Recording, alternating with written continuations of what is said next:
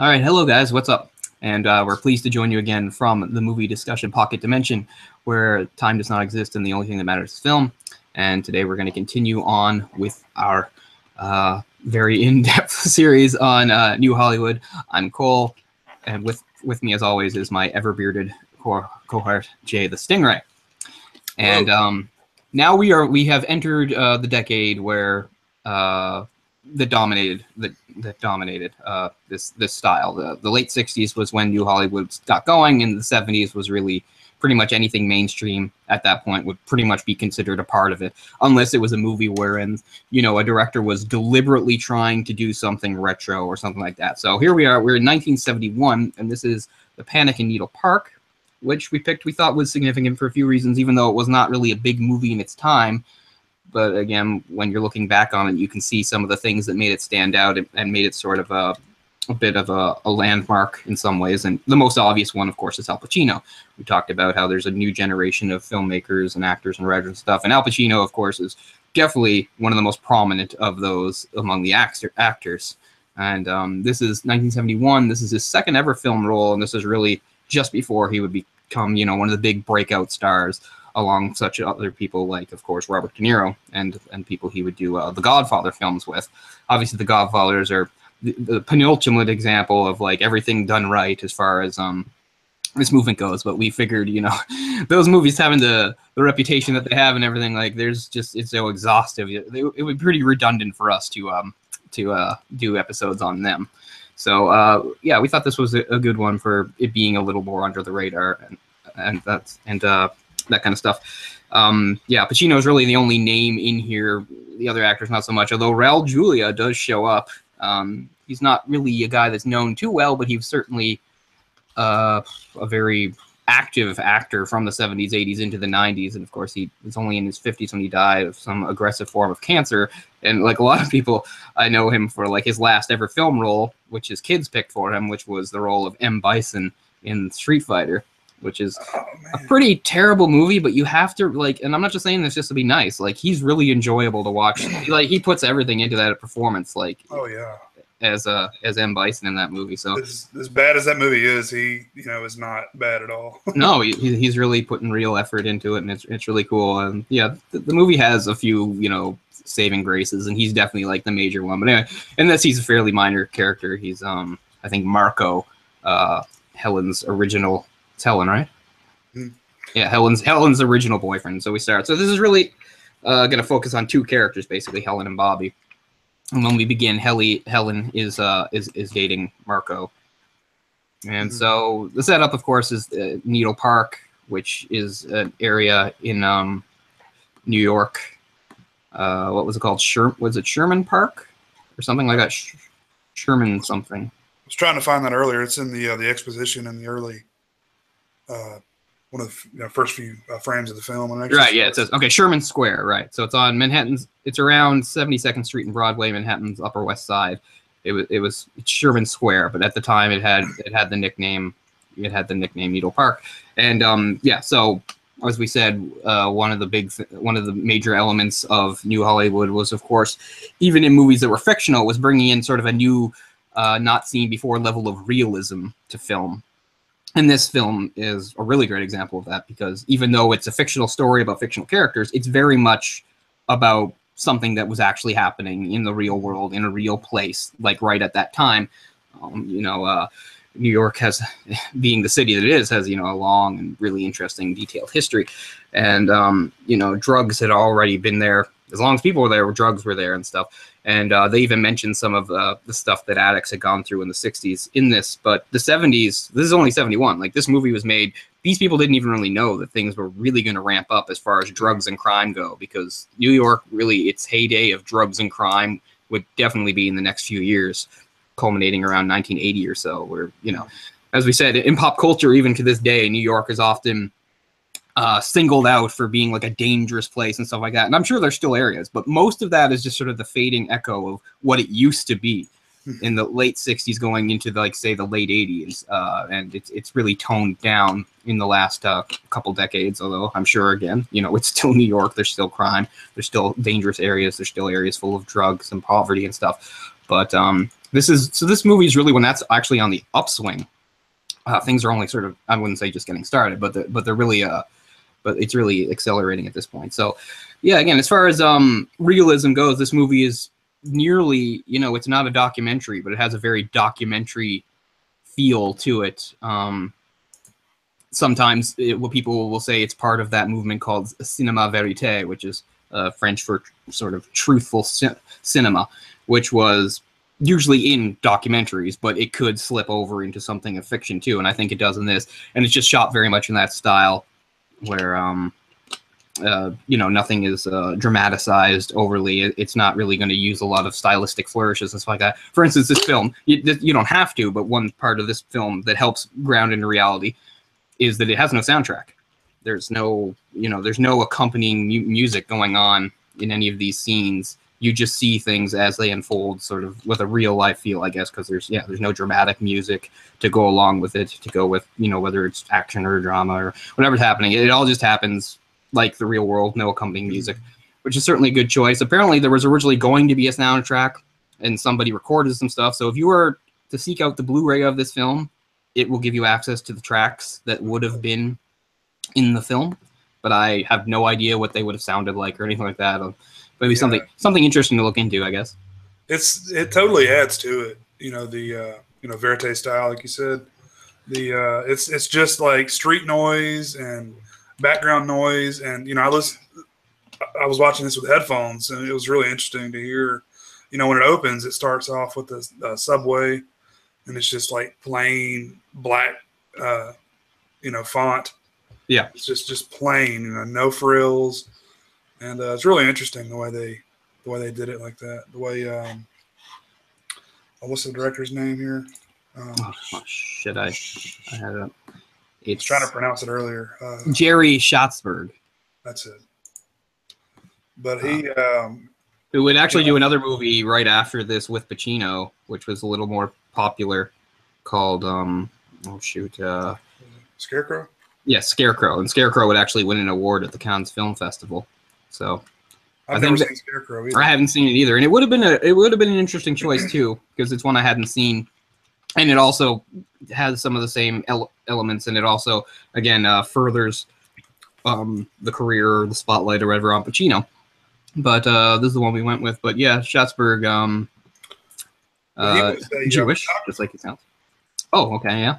So that's kind of where he got his start. He was a photographer for, I believe, like Bob Dylan. A few of the album covers for Bob Dylan were his stuff, and like Andy Warhol, lots of famous people he photographed, and I think this was one of his first feature films.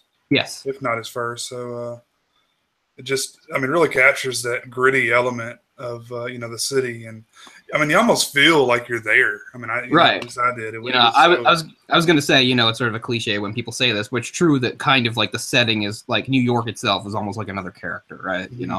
It has such a just not an overwhelming and sort of enclosing presence too. You get the idea that like these is particularly not just the people that live in New York, but particularly these addicts. Their world has shrunk down, and they talk about things outside the city, but it's almost like nothing really exists outside of the city. It's just so enclosed, and they're just almost trapped in this urban sprawl. And we see, of course, some of the great urban decay. These aren't all nice neighborhoods we're seeing. We're seeing neighborhoods that are slipping into urban decay, and you see, as you said, like a scene on the subway and stuff. The grime and the grit and stuff that would just be like would just encapsulate New York for the next couple of decades. It's the New York that people would always picture in pop culture, and sure. some of it is still there for sure, but this is kind of its heyday. And yeah, so what we get is the character Helen. She's at first just peripheral to the drug scene, and then of course she becomes an active member of it. But you get to see that even when this movie starts, it's not like she's just some middle class girl that falls so far. She's already on the fringes of this anyway. She's living with Marco, and she's coming back from a fairly unsafe and unhygienic abortion that you get the feeling that her boyfriend had sort of talked her into. And you see that Marco's not that concerned either, because he didn't even go with her. Some young woman is pregnant in the city, perhaps estranged from her family or doesn't want them to know and stuff like that, has to go, not just get this abortion in sort of a dodgy place, but has to go alone. So, I mean, that's the very first thing we get, her coming back from that. And it sort of really sets the tone for the world these people occupy and the kinds of problems they deal with, and also the way they deal with them. And the main way is getting high.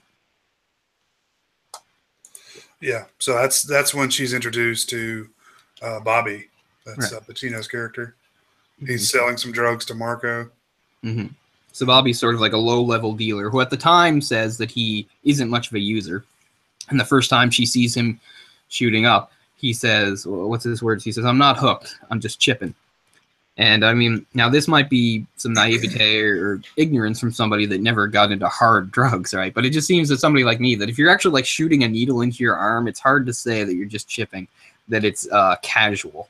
It seems to me you've already reached some sort of point of dependency or something if you're prepared to shoot stuff into yourself. I think. I mean, maybe I'm wrong, but I think that's how a lot of people outside of it view it too. It's just like, oh yeah, you're just chipping. It's just a casual thing, even though you're strapping it down and putting the needle in. It seems like quite a commitment, huh? Yeah, it seems like quite a commitment.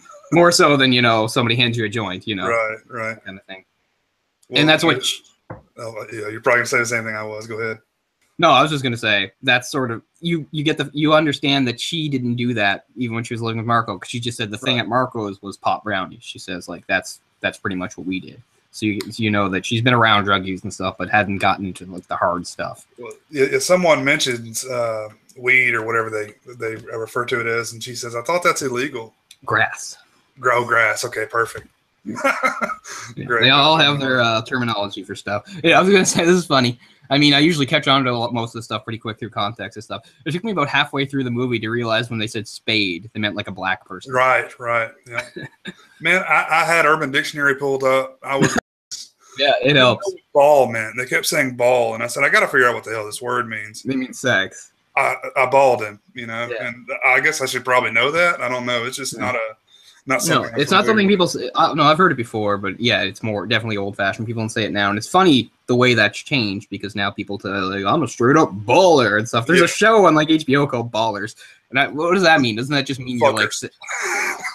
I mean, what does it mean? Does it mean you're successful? Like, that's what I would have gotten. Like, a baller is someone who goes out and goes. Like, I'm a go-getter is almost what I get from baller. But yeah, and this baller and shot caller. Yeah.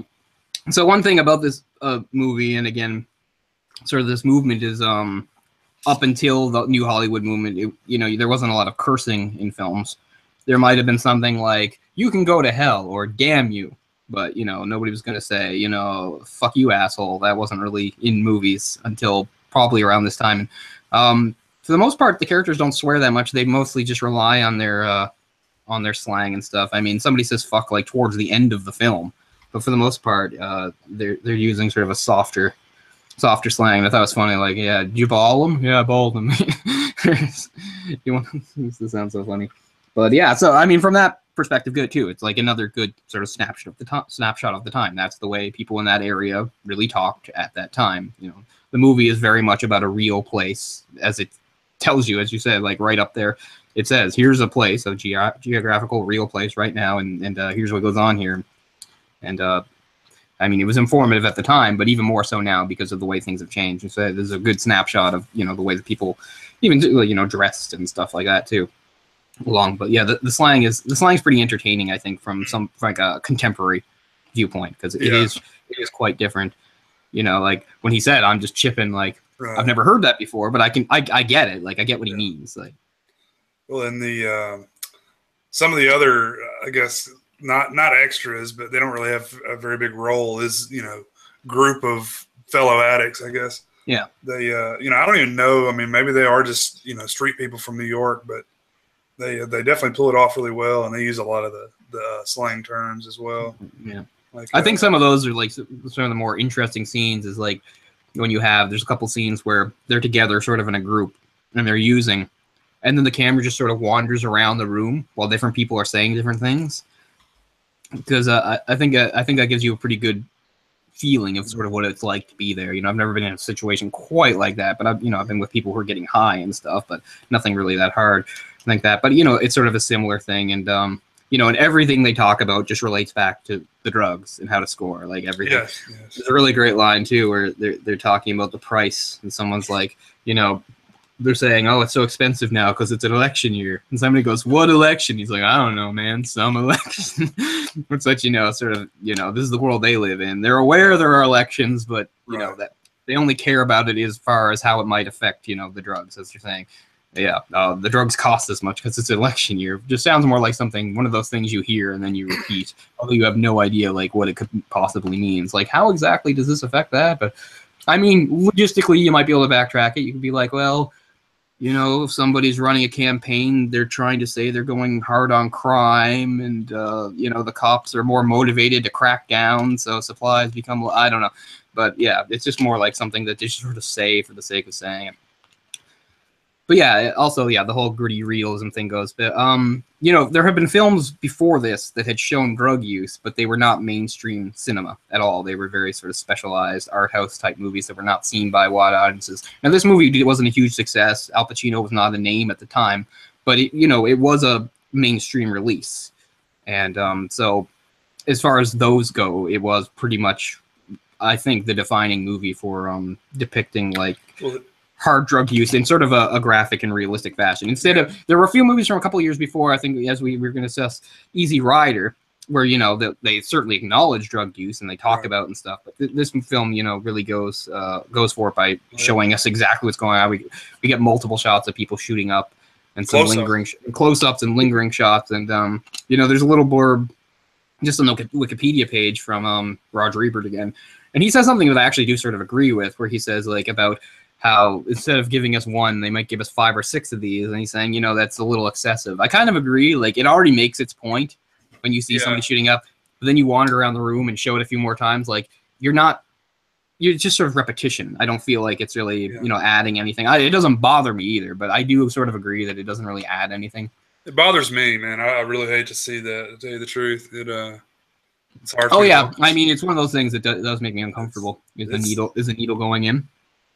And even if it's not like a dirty thing, like I said, I'm, for whatever reason, more comfortable, like, I'd be more comfortable slashing my arm with a knife and bleeding than somebody drawing blood out, even though there's something about something being clinical and deliberate in that fashion that just irks me and stuff. Yeah. Yeah, but it's, the dirty needles. And that's what I'm saying. I'm saying is something completely, sterile. And this is even worse because, as you said, dirty needles. You just imagine the whole process is just so dirty, like putting it into like it's like some sort of a beer cap or something, whatever that metal cap, which I don't think those exist anymore either. I think they're all plastic now. But and you see the whole process from, like, even from when they're cutting the stuff, cutting the stuff later on, cooking it up, heating it up and stuff. Yeah, so I mean, I think it would, for the limited audience that did see it in '71, I think it was a big eye opener, because I think there was a whole segment of the population that had heard about drugs, but they didn't do drugs. They didn't really know. And I think this movie was, for the people in that position, a sort of, informative, because they probably, they heard you shoot this, you snort this, but they hadn't really seen it. Right. The guy who did, like, the makeup art to get, like, realistic tracks on their arms and stuff had, like, visited with, like, actual addicts and stuff so that he could see what it was really look like, so he could copy it as well as he could. So give him credit. It's just terrible, man. The way that looks. It's just I don't know if I've ever actually seen it in person, but I've definitely seen it on television and stuff. It's just like track marks and sores and shit, like where you've been, you finally find a good vein and infected and awful.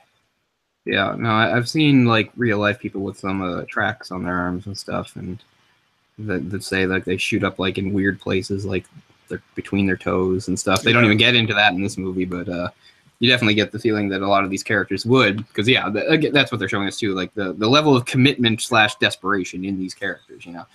One of them, as they say, like, he's, like, sick in the corner. It's like, what's wrong with him? It's like he broke into a vet and injected himself with, like, worm medicine. Like, so, like, he knows it's not what he's looking for. He's like, it's something I can use, and and he's willing to take that risk, fully knowing again, I mean, it's beyond the risk of heroin because I don't know.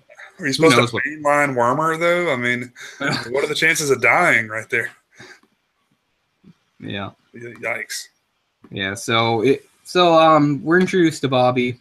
You get a good feel for his character because we see how he wins her over. She seems to be, even though her relationship with Marco wasn't great, and we see like how little Marco seems to care for her. Bobby is a whole other thing. So, Bobby, as soon as he meets her, is obviously smitten by her, taken with her. And, we get the next few scenes of him just sort of following her around and doing everything he can to charm her and impress her. And it all totally works. And I figure a lot of it was pretty off the cuff for Al Pacino. We've seen him years later fall back on this again, sort of like that sort of street smart hustler type of thing. Every interaction he has with a stranger, he ups it and turns it into something more than, I'm the exact opposite as the introverted person I am. Like, I just want to do whatever the absolute minimum is, but he'll like, gets me away from you people. Yeah. That's whereas his is like to always raise it. Like there's a part where they're in the lobby of like a hotel or something, and they're waiting with the elevator, and there's some other guy. He's like, "Oh, you want this floor?" And he's just like, "Press this twice for up." Anyway, he just gets into like this weird, trying to almost playful conversation with the guy, telling him how to like push the buttons to go up and stuff like that. So he's just like, he's sort of a people person in a way, because he's also like a big bullshitter. Right? He's got a comeback for everything. He's got a line for everything, and it all charms her very well. Like she's very. She's very smitten by him for whatever reason. She's all about it, man. Yeah, everything he does just totally works for her, and he brags about like being in jail. And I don't know if she believes him at first, but he's just like, "Oh, what do I got to do to impress you?" So then he actually like commits an act of theft right in front of her, brazenly steals a television from the back of a truck, and she's just amused. She's just giggling about it and stuff like that. It's like, here you go. But he says he wants to give it to her, but then he pawns it for money, which is a really good early indicator of exactly where his priorities lie. Mm-hmm.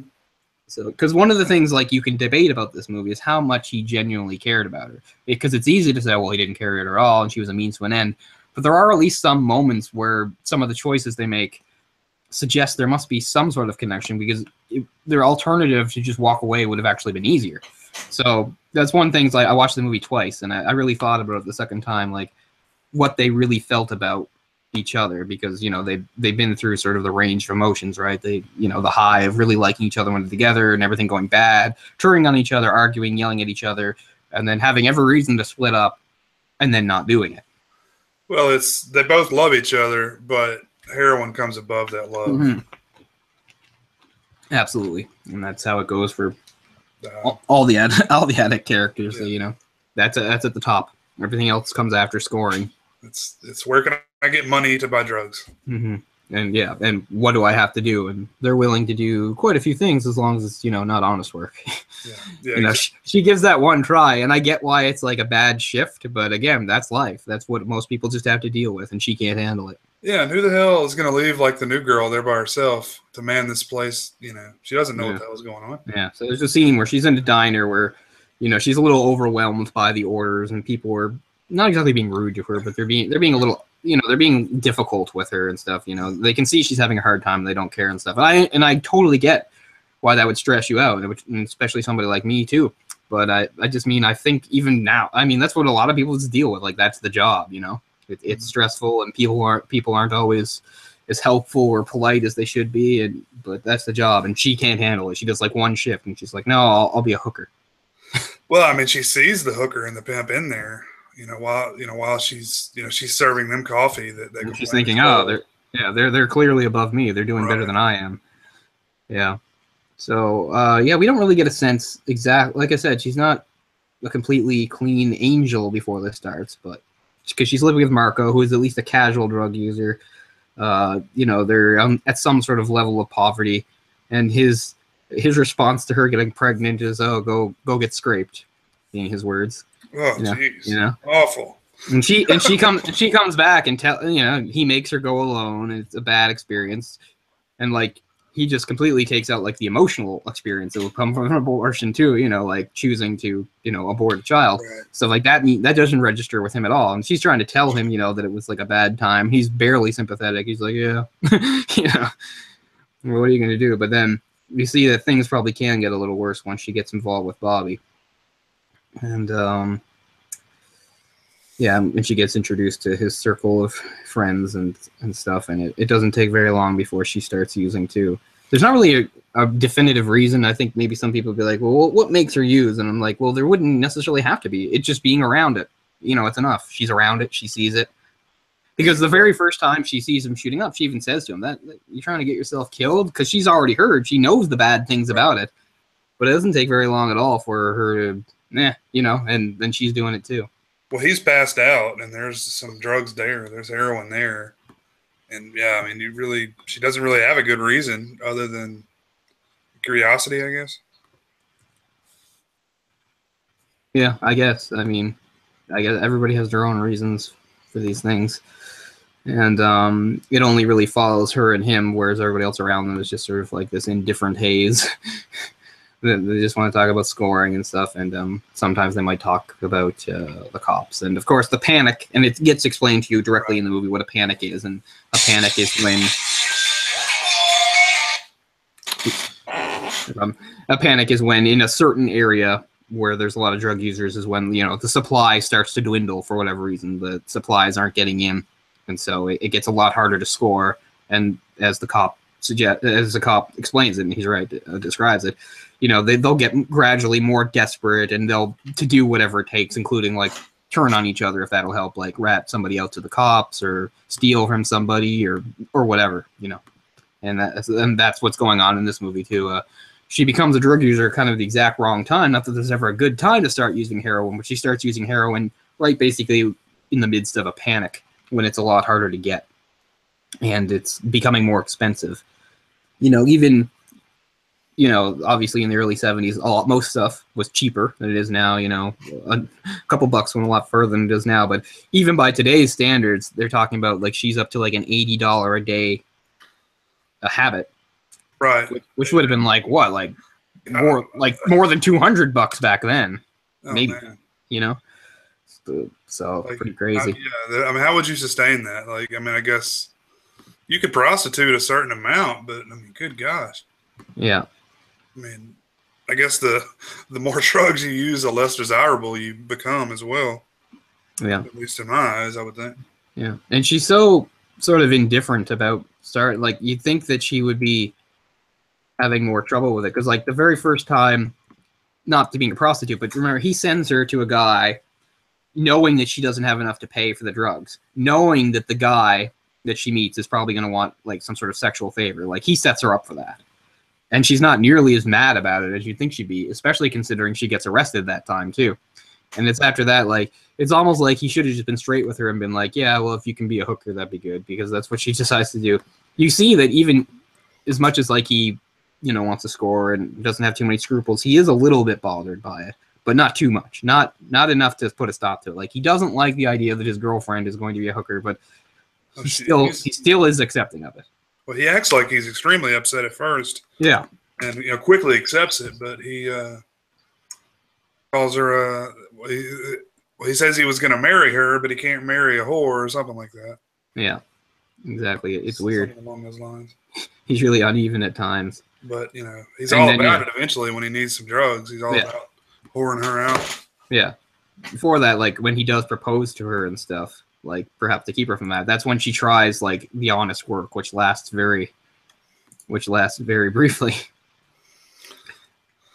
You know, I've seen a lot of, like, real documentary films, like probably on like HBO or something that follows the lives of junkies. Yeah. And I feel like I've seen like this exact same story like multiple times, like couples that, you know, they go and they steal, you know, just enough to go and, you know, buy enough drugs for the day. And then the next day, same thing, but you know, they're in love. They go find some random public place to shoot up. And yeah, I mean, it's all a cycle, which is really what the movie hits you hard with, considering the way it ends and stuff, that it's just sort of an endless cycle. Yeah. And and it's not like they're not aware of it. Like, they're aware of it and they're just accepting of it. And I get it to a certain extent, and on some level I get it, not in a rational level, but in one way it's a way to simplify your life. It's, you know where you stand and you know what's going on. I do think that that's a reason why some people become as addicted as they do, because it's not even just the feeling of the high and stuff or the desperation when you're going through withdrawal, but also it's because you kind of know where you stand, and it makes your world small in a way and manageable in a way, because also it's not manageable if you don't have enough money. But I do think there are people that are afraid of, and I think I'm kind of in a small way somewhat similar, where, you know, there's some things about life that I'm a little afraid of, or I'm a little tentative about. You see, you know, as you get older and things like responsibilities and stuff like that. And I think is a good way to sort of delay responsibility or to deny it altogether, right? You know, they see people that are living lives with jobs or stuff, or taking care of children and things like that. And a good way to keep yourself out of that is to be in this cycle of endless drug use. And even though it can't be, even though the lows are pretty low, it's almost like they feel sort of safe and comfortable in it, because at least it's what they know. Mm-hmm. Like, there's a familiarity to it, and that's what makes them okay with it. Like, every once in a while they might talk crazy, though. Like, she talks about going out to the country, and he shoots that down really quickly, although later he comes back to it. But it's almost like, you know, you might as well talk about going to the moon, because it seems just as unattainable. It's something that came across to me is they don't really know what they want to do. Like, Yeah. they don't even have, they have zero desire to do anything but sit there and use drugs. That's it. Yeah, as I said, it just keeps you from having to make decisions or take on responsibility and stuff like that. You don't even have to worry about any of that. Like, it's like, what am I going to do tomorrow? I'm going to shoot up. What am I going to do tomorrow? The day after that, I'm going to shoot up. Like, there is something sort of comforting to them about that. Like, it's safe, it's easy, it's manageable. You know, instead of having to make decisions or face big changes and stuff like, you know, most people have to do as you go through lives. But it's funny when they're in the diner near the beginning, and he's calls out to Hank before you know that Hank is his brother, and on the street, like, it is a little confusing because Hank's like better dressed than anybody else. And I'm thinking, who is this guy he's harassing? And then Hank comes in, he's his brother, and I'm thinking, oh, this is a more successful brother. Well, his brother's successful because he's a successful burglar. He's got the right idea, though. Like, he doesn't look like a criminal, you know? Right. I think it's his whole shtick is to, you know, appear like a, you know, successful business person, whatever he's trying to go for. Right. And he is effective too, because it's clear he's not a junkie. You know, he's a criminal, but he's not a junkie. He cares about ripping people off and getting money. It's not so he can feed his habit. Right. So yeah, so he's actually a level above the others. He is somewhat successful and stuff, and he looks like more of an ordinary member of society walking around than these guys with, like, their, you know, unhygienic appearances and bad clothes and stuff. It was really funny to me when he eventually does go with Hank to do a job, and Hank says, "Now look, this is really important. Don't screw this up." And then it immediately cuts to him in prison. Yeah, we don't even see. I think that's cool too that we don't see it, because it's just sort of like, it's like the movie saying, "Well, what'd you think was going to happen?" You know, you know, it's like, this is Bobby. You think he's going to be really successful? He's a screw up. He screwed up somehow. Mm-hmm. And that's when she starts to prostitute herself. Yeah. When she has to, you know, he's not there to give her drugs, so she has to support her habit. So she sells herself for drugs. Yeah, it's pretty rough. And she also balls Hank in that period of time. Yeah, which is the only thing that really bothers Bobby, of course, because it's his brother and stuff like that, and that's when they have their biggest fight. I think is after that, when she tells him that, and it's like, that's when I had to go look it up. So I had heard him say "ball" like 2 or 3 times before that. I was like, what does that mean? I mean, I kind of assumed that much, but I wanted to make sure. Mm-hmm. Yeah, I get it. It's funny. No, I'm looking at a list here of some of the cinema verite films. I was looking at the 70s. There's a movie from 1972 called Cocksucker Blues. And it's actually about, chronicling the Rolling Stones American tour in 72. Oh, yeah. I've heard supporting the exile on Main Street. Yeah, that's funny. I was just looking at something else about cinema verite. But I think where we are.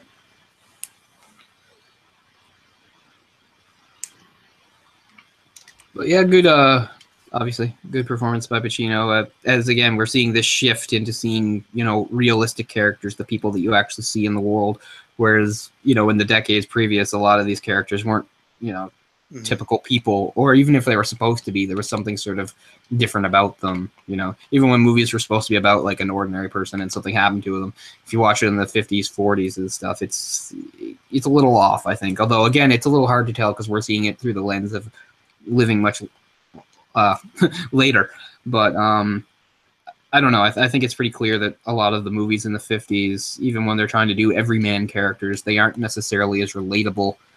And as we said, the way they would cast films too and stuff, where everybody's always really clean cut or handsome and everybody's white and blah blah.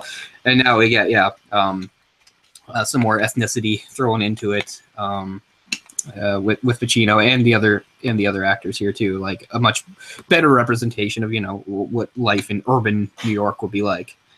Stuff. There's no major minority characters, but they're around.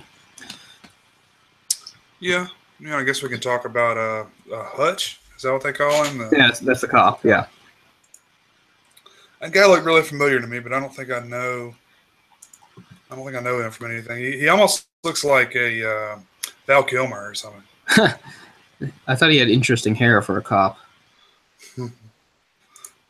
But it was the 70s, so what do I know? His name was Alan Vint. And he was in movies, but never really a major character. I didn't see him in anything else. Lots of TV. Yeah.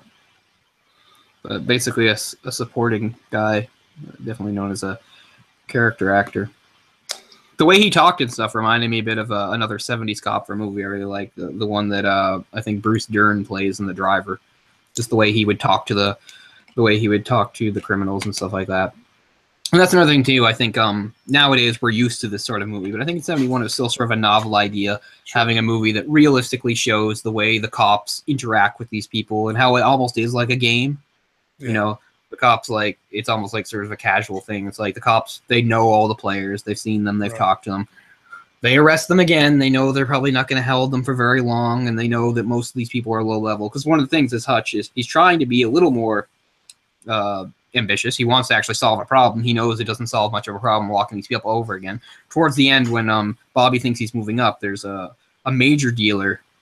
What is it named? Santo. And he wants to be able to get something useful so he could actually nail Santo, because that would be useful. That would actually make a dent in what was going on here instead of just rounding up the same people. And she's not cooperative with him in that. Although it is true that we don't get a sense that she really knows too much either. She says she never met him. I don't think she ever did. Not that I know of.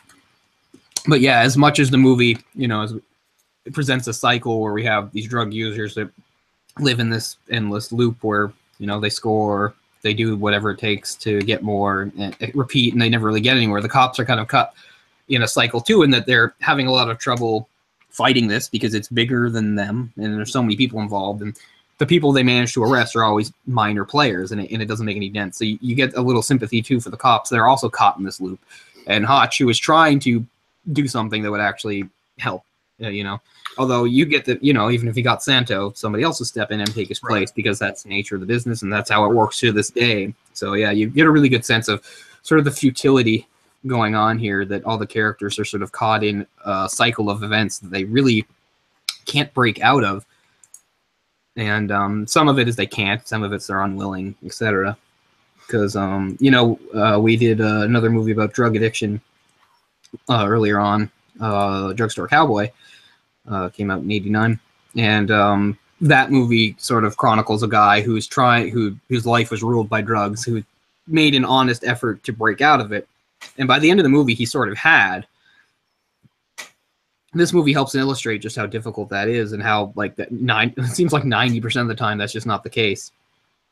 And oh yeah, I mean, there's a million factors. You can't just blame everybody, but it is definitely true. There's plenty of users out there where it's the last thing they want anyway. They don't say someday I'm going to get clean. They're like, screw that. Like, this is all I want. This is all I need. And that's definitely what you get the feeling from these characters. Well, what I thought was really interesting, one of the other street people that was kind of with them. He says, "You know what the greatest high of all is? Death," Mm-hmm. which I thought was really fucking interesting because Yeah, and somebody's like, "Don't say that," but he makes a pretty good point. I mean, it's like you're almost getting there. That's what's they're on the edge anyway, right. And it's just like that might as you said, they're stuck, but maybe that's if there is a next logical step, maybe that is it, more so than quitting or cleaning up your life and stuff like that. And that's true. Yeah, there's a few times where you have like a group of them together, and there's sort of just some random things they say, and so every once in a while they'll say something very poignant like that. Yeah, they're talking about their recent arrest, or what the drugs are going for. What's good to mix with drugs. Mm-hmm. It's all like yeah. There's a point towards the end of the movie where she is actually sort of sick of it, and she just says, "Can't we talk about something else?"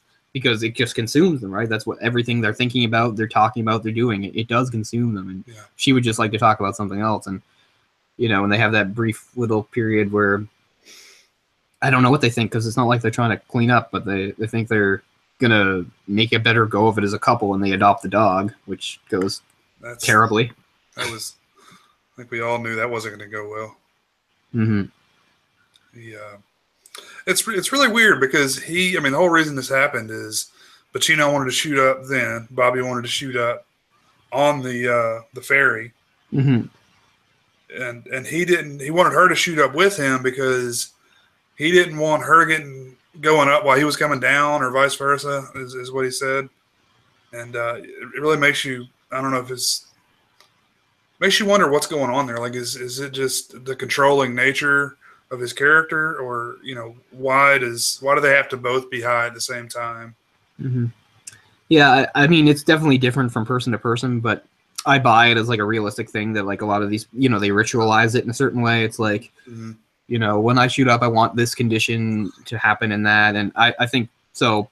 Yeah, it's probably different from person to person, but I think it's sort of a believable thing that he would have some sort of specific idea about not just how he shoots up, but since she's with him, when she does and how she does. And it's funny, again, as we see, like we talk about characters, being in a relationship and supposedly loving each other, and yet drugs rule everything, and there's still a very big separation. Most of the time, if you have like a significant other, a spouse or something like that, sure, you're separate people and you have separate stuff, but you share a lot of things, including like expensive and money and things like that. And like, they do not share the drugs. Like, he has his and she has hers. He gets really mad at her at one point, where while he's still in bed, she uses the stuff he'd set up that he specifically called his wake up. Like, he needs that as soon as he gets up, and he was freaking out on her because she was going to steal his wake up. And then she gets all pathetic saying, "No, I was going to go out and score for you right away," And even if that's true, it's not good enough for him because she's violating the sanctity of the relationship. And the best way to do that isn't even being a hooker. It's to steal from his stash. Yeah, which I don't really... Why was she stealing it? Or why was she going to use that to begin with? She was going to go get a job or something, she said? Was that around that time? Yeah, it was right at the end, I think. Or right around... it was after the dog died. Okay. When she stole his wake up. Yeah.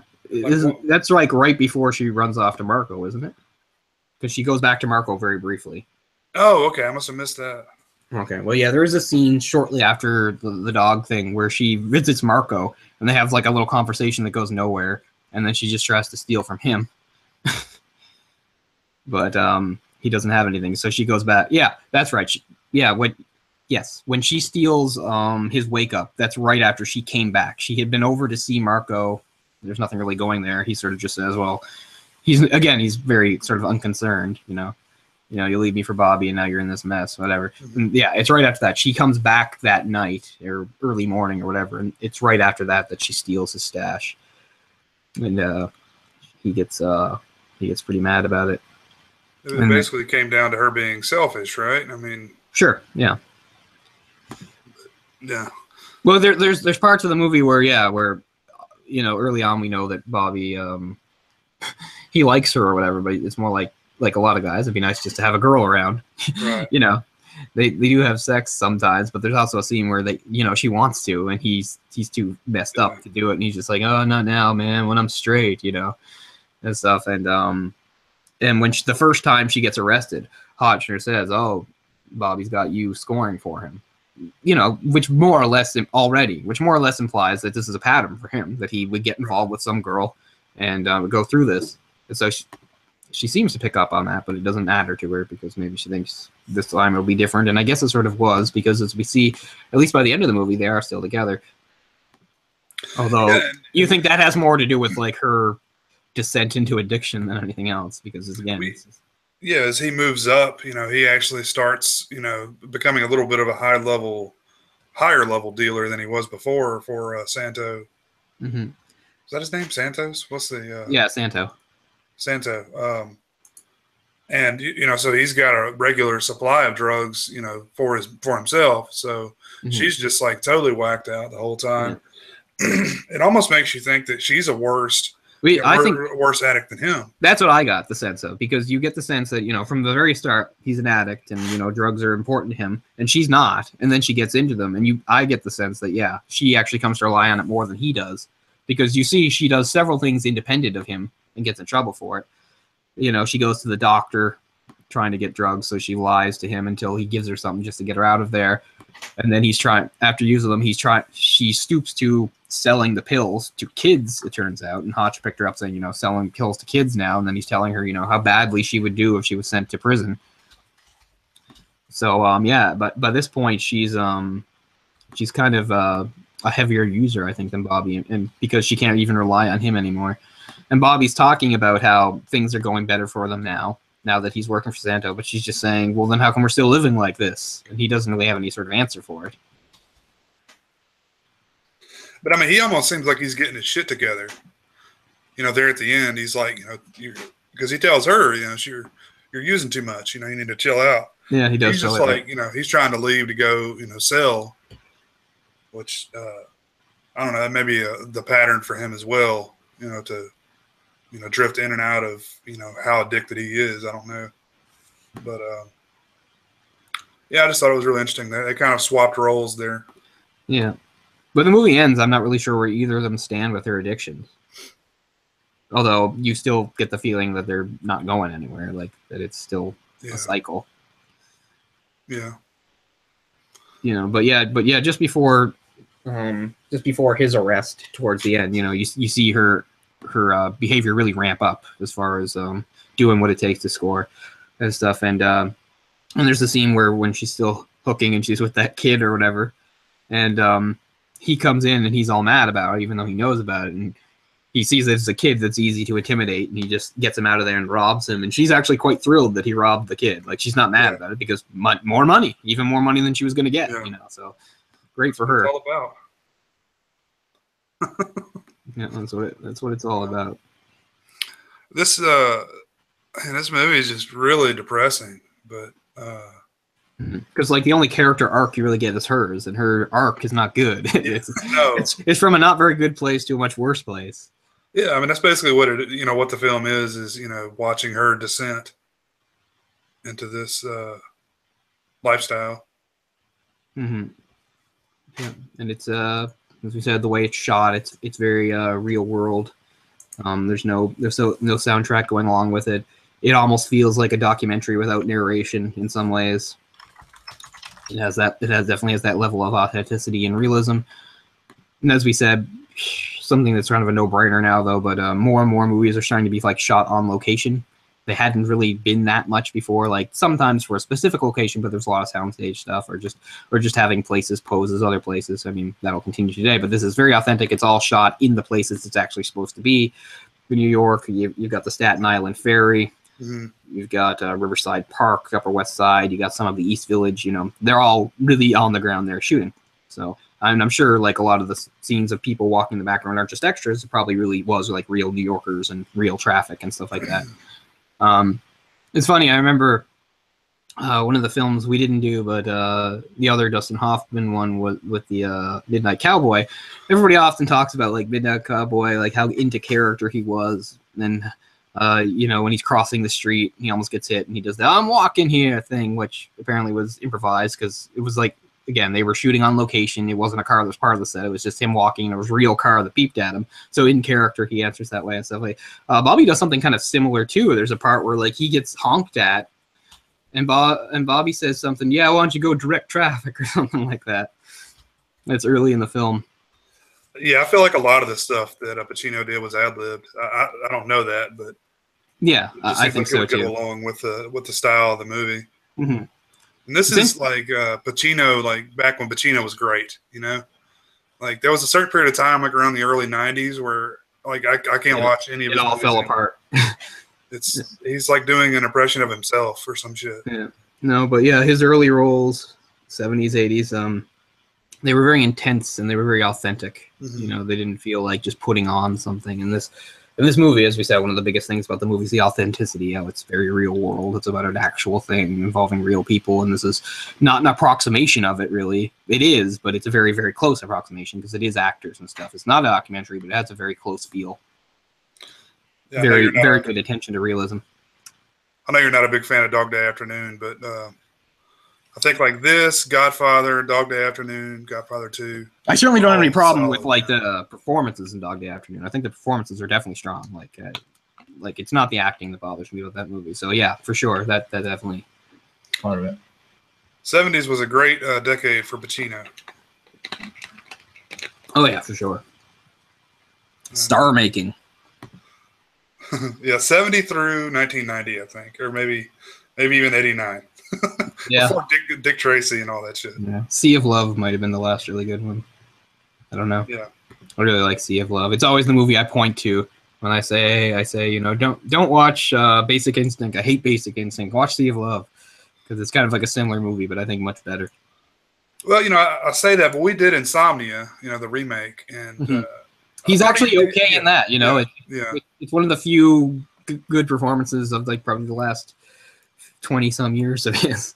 But yeah, I mean, it's still a little over the top, but I don't mind because in some ways the role does call for it. Yeah. But yeah, I think that's one of his last really decent or good performances. It's interesting to know that like Jim Morrison was almost going to get the part he got. Imagine how different that would be. Like, one thing, I have no idea if Jim Morrison can act. We never saw him act. But the other thing is, I don't know. I mean, even though Jim Morrison is as authentic 70s as it can get, he was also fucking Jim Morrison. He was like this, you know, he was this beautiful long-haired man. You know, he was an icon, an idol, and stuff. I think this movie's great because it's just filled with people. You know, it's not particularly attractive people. It's just sort of people. You know, Helen's sort of cute, but she's not. You know, she's not beautiful or anything like that. And I think that's another thing gives credence to it being realistic. It's not like attractive people don't exist and don't do things. Of course they do, but you know, movies have a tendency to just stick them everywhere. This movie, I think, works better in that most of the people are, you know, fairly average-looking people. You know, Pacino's not a terrible-looking guy, but he's more, you know, he's more of an average-looking guy, and sure. And that's how like most of the characters are. Again, Helen more so too. I mean, you can have your own opinions on that, but I think for the most part, and I think having someone like Jim Morrison would sort of throw it off because Jim Morrison is just such a dazzling, commanding presence in his voice and even his speaking voice and everything like that. I mean, it would have been cool to see Jim Morrison in some 70s movie, and you get it, having drugs, but he's just too glamorous. Yeah, I mean, nothing glamorous about the way he died, but he did when he was alive. He had a lot of glamour and aura. I can't imagine how that would be with him in the movie. No, because you'd just be like, why would this guy want Helen? Like, he could have anybody. I don't know. Yeah, I mean, you know, she never wears a stitch of makeup either. So I mean, it's right. You know, more of that realism. Mm-hmm. She's definitely not. You know, she's not unattractive. But no, not at all. I just meant you know, average. That's what I mean. Like, typical. It's not about like she's cute, sure. Yeah, typical. And I don't know. I guess you'd say maybe the girl next door type. Yeah, sure. But one thing that I mean, it's not a big deal because I get the way that the plot was working. But you know, there's a point in the movie where she hears from her mother. She gets like a letter or something, and Bobby actually encourages her to go see her family, even though she's nervous about it. And I think it's more like he encourages her because he thinks you can probably get some money out of them, as he thinks. Yeah. And she doesn't actually do that. She winds up like meeting a trick so that she can do that. Now, I was a little disappointed. I mean, it fits the character, but I kind of would have liked to have seen a scene with her family. It would have been neat, like if her family, you know, you assume her family are sort of more middle class, ordinary people. Would have been interesting sort of to see a little glimpse of that, because this movie never steps outside of it for a second. All we get is really the world, this urban decay, this street level thing with the junkies, the pimps, the cops, and the prostitutes. Like that's pretty much all we get, which is fine. I mean, I get it, but I think I would have appreciated a scene where she's like talking to her parents, but maybe it wouldn't have worked. Yeah, it's probably more realistic that way. Mm-hmm. It's not like she's ever going to get the money to go home. No. So, but hey, what are all these sores on your arm, honey? You know, the shingles. It's shingles. People get that. Scabies. But she probably has scabies and AIDS and everything else too. Mm-hmm. Gosh, this is before the AIDS scare, so. Yeah, that's true. So yeah, you can just imagine that like a lot of this prostitution involves, you know, like no condoms or anything. Oh, jeez, you know it does. Yeah, you know it does. That kind of shit right there really creeps me out, man. Like, Mm-hmm. Yeah, but of course, one of the greatest and another reason I thought one of the greatest movies of this movement and of the decade is definitely Taxi Driver, which, you know, is maybe the best example ever of like the urban decay and what New York was like in the 70s. But I like this movie for being a little bit of a precursor to it, sort of introducing us to some of that environment a little beforehand. And you know, especially if you're like one of those people that, you know, you like De Niro and Pacino, it's like, well, you got to see De Niro in that environment. Here's sort of Pacino doing a different thing in that environment, you know. Very different movies, but some similarities as far as, you know, the grittiness and the street level stuff, and, you know, involving a lot of the same stuff, junkies and pimps and all that fun stuff. Yeah, do you know, is this before cities required you to have permits to shoot certain places? I'm not sure. I know that even if it was when you did, this was a time where they didn't do it a lot. Like, even if you were supposed to, there was a lot of stuff going on in the 60s and 70s where, you know, they just shot. So I don't know. Yeah, like, but I mean, you hear about that a lot in, you know, more newer movies. I watch a lot of commentaries and stuff where they're like, "Oh man, right here we had to grab this shot real quick because we didn't have a permit or whatever," you know. So cops would come in and shut the whole thing down. I would certainly believe that about a movie like this, where you get, you know, it wasn't exactly low budget for its time. It had a budget well over $1 million, which isn't bad for 1971, but still, it's not like a big Hollywood type production, you know, with, you know, a bunch of stars around and a big name director and stuff. Although, I was just trying to see if I can read anything about that, but I'm not sure. Oh, Paul Sorvino is in the movie somewhere. I wonder who he was. John number 4. He was Samuels. What the fuck is that? Although I can't remember who Samuels was. Anyway, he's an actor I kind of know. He's been all over the place a long time. More TV than movies, but... Was he a cop? One of the other cops, maybe? Yeah, maybe. Somebody named Samuels. I'm not sure who that was. But I was just looking at the list there.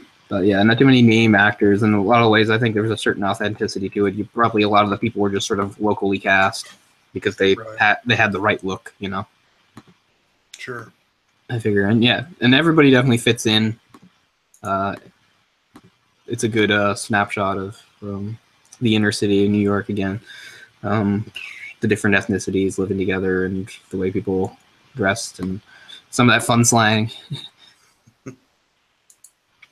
But yeah, makeup artist Herman Buchman, he studied the track marks on the arms of hospital patients and victims in morgues so that he could imitate it for these people. And they even had I think some nurses and stuff on set as technical advisors to sort of talk about the realism and stuff when it came to the drug use. Yeah, I mean, there's never a great time ever to be like a person who works at a hospital. It's always bad, but you can just imagine what nurses would see back in the day. You know, people coming in who'd overdosed and things like that. Ugh, awful. Yeah. But this film doesn't really glamorize the lifestyle, drugs in Hmm. general, like a lot of the previous films did. Like Head, and I think you mentioned Easy Rider earlier. Right, because it's true that when they started sort of showing in the late 60s, when they had like references to drugs and stuff, it was sort of part of that whole counterculture revolution thing. They were sort of saying like, oh, drugs are sort of part of creativity and freedom, they were sort of saying.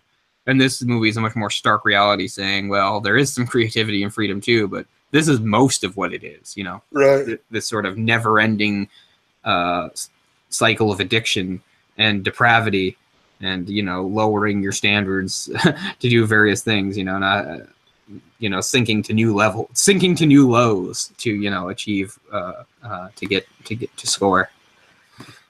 Yeah, I guess it did show some of the artistic side that with Marco, and I think there may be a couple of other artists in the movie. Yeah, that's true. There's a few artists around, although we don't really know how successful they are. But as we said, Marco, it seems like if he is successful, it's because he's not a heavy user. He'll use some drugs here and there, but he's not all in like these people are, and this really shows you what that is. And yeah, the movie's a little uncertain. It all comes down to her in desperation deciding, because she's worried about going to jail herself, having to betray Bobby since she can't give them Santos, so she does, and we get the big scene of Bobby being arrested and yelling at her and screaming at her and calling her a cunt and all these, awful things and stuff. And then it just jumps the 3 months or so after, and she's waiting for him outside the prison. And we don't know if she's really cleaned herself up at all at this time. We don't really know what he's doing. And then we get their weird little reunion where at first you can tell like he wants to just like either he just wants to sort of like leave her, be like, oh, you're the one that put me in prison, I'm done with you. But as he walks away, she's following, and then the movie ends with him sort of slowing down a bit to let her catch up. And he says, well, it's like, oh, they're back together for whatever that means. The cycle continues. Yeah, but it's probably not good. You don't get the feeling that in those 3 months she completely changed her life. You don't get the feeling that prison really did much for him. He'd been in prison lots of times before.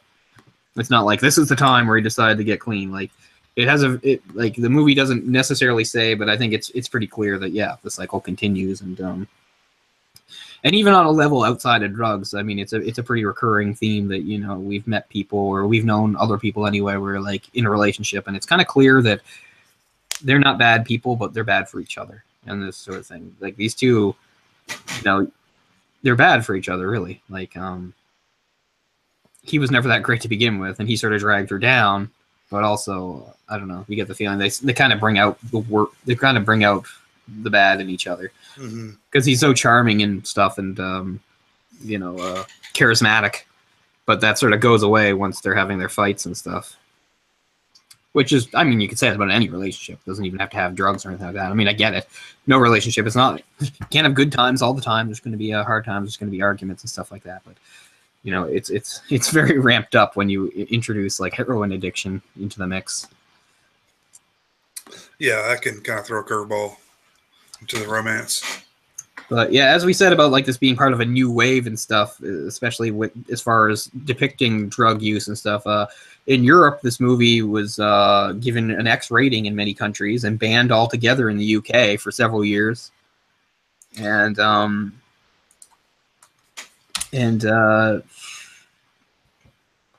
yeah, it was just a little confusing as far as what their criteria was for banning it compared to some of the other movies. Because, again, the early 70s, and we're going to get into this in the next couple episodes, I think, about how they really started pushing limits. 71, isn't that the same year like Clockwork Orange came out?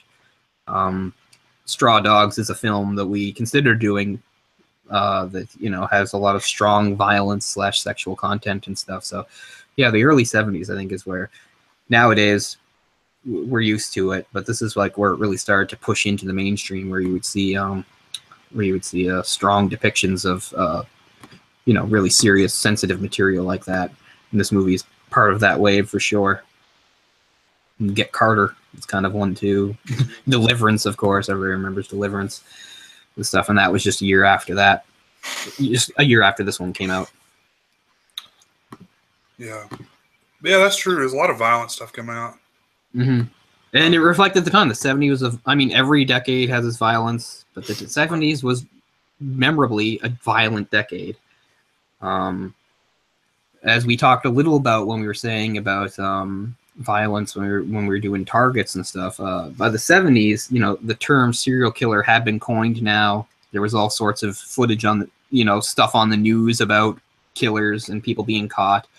We're in the early 70s now. The 70s go on, like that's when terrorism blossomed. 70s is kind of like the golden age of terrorism. And nowadays when we think of terrorism, we mostly think about, international terrorism. But in the 70s, there was a ton of domestic terrorism in the United States. If you grew up in the United States in the 70s, terrorism was, nowadays terrorism is part of the news every day too, but it's a different thing. And there were different levels of it too. Like, and I mean, they're all scary and bad for their own reasons. But, like we say nowadays, like how awful it is, something like the London attacks that just happened. What's so terrible about that sort of thing is the only point is to, scare people and hurt people and rack up a body count and stuff like that. It doesn't necessarily mean any sort of political message or anything like that, and it doesn't necessarily mean any specific group. Whereas there was more focused terrorism in the 70s. Not that it makes it any better. Not going to feel any better how the bomb blew up your friend or whatever like that. But I mean, I think I brought them up before just because it seems incredible to me that so many people seem to have either forgotten about them or not learned about them. Like a group like the Weather Underground in the United States. The Weather Underground were not bloodthirsty and really didn't want to kill people, but they were still willing to put people's lives at risk. They set off bombs, but they deliberately tried to set off bombs in empty buildings and try to get out places. In fact, their most deadly bomb actually killed 3 people, killed 3 of themselves. So their most deadly attack, actually, the casualties were themselves. But and as we said before, it's hilarious by today's standards how lax like airport security was then. There were literally, you can look it up, like try to find a list, hundreds of cases of planes being hijacked in the 70s because it was the easiest thing in the world for some guy to get on a plane and have a gun and just take it over. Hundreds all over the place. So so the 70s, I mean, every decade has its violence. There's wars in countries, but the 70s, I think, it'll be a while, I think, before it gets outdone as far as the level of violence and also, as we said, that marriage with the media becoming more of a focus. There becoming more TV channels and coverage. Vietnam was the first televised war and stuff like that. So, it's been violent ever since the dawn of time or whatever like that. But now it's getting woven into our everyday lives. Even people that are sort of removed from the violence, we're living our sort of life. It's coming into our living room every night and stuff like that on the news. And so you become aware of it. Right. So before, instead of it being a closed society, you're now. Mm-hmm. You know what goes on, on the West Coast. Exactly. Or, up north, wherever. So, So while this movie isn't about violence, it's about drug use and poverty and stuff like that. I think it's very likely that one of the next couple movies we'll do will probably have some strong violence in it, which is typical of not just the time period, but also, as we said, just what was being allowed to finally be shown in cinema, where you could not just imply violence but really show it and stuff like that, and some very brutal violence. One of the early films of John Carpenter, Assault on Precinct 13, it has a little girl being shot dead, which I think was, even by today's standards, that's something that's very rare and gets avoided. But I think it was almost sort of unthinkable to show like a child's death in that way. Usually, if there had to be a child's death in a movie, it would at least be off screen. They would at least just sort of say it happened and stuff. But the 70s was hardcore. They broke a lot of ground. Yeah. And it's my favorite decade for film for that reason. It's so much much innovation. So many new things. I mean, you look at, we haven't gotten into that yet either. Maybe we'll at a later date. Depends on what we do. But I just mean like how sci-fi was sort of one thing until it became a whole bunch of things, Right. And films in the 70s were really the ones that changed sci-fi. Like sci-fi was a little B genre. They usually, there were different sci-fis in the 50s and 60s, sure, but they were all very similar. And even the early 70s started that way. But at the time you had Star Wars and Alien, those were, I think, the two, Star Wars and Alien, it really changed what sci-fi could be about and could include, and it became a lot more boundless. But, I love some of that early 70s depressing sci-fi. I love that little spoof on Family Guy where they're watching. It's like, here's a depressing sci-fi movie from the 70s. And it's like everything about it is so perfect when they show it. You look up the clip and how it ends, like it's so bleak and everything. And it ends like with the soundtrack going bam, bam, bam, or trying to sound, electronic and scary and stuff like that. It's like, yep. Because when you think about something like Invasion of the Body Snatchers, Logan's Run, sure, that too. Oh, yeah. Logan's Run. They're very underrated. Not enough people have seen Silent Running. Maybe we'll do that one someday. Oh, man, I love Silent Running. Yeah, I love that movie too, and I don't think enough people have seen it. So maybe that's something we'll do in the future, not as part of this, but just as a standalone thing, because I think that's a fun movie, and I think it influenced a lot of sci-fi too that a lot of people aren't aware of. So, but yeah, so that's Panic at Needle Park.